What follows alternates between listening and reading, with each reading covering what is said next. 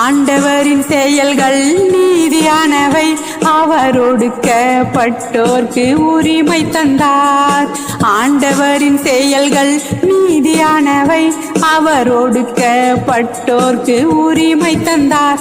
அவர் இரக்கமும் கிருபையும் நிறைந்தவரே, அவர் இரக்கமும் கிருபையும் நிறைந்தவரே, அவர் பேரன்பும் பொறுமையும் உள்ளவரே, அவர் பேரன்பும் பொறுமையும் உள்ளவரே.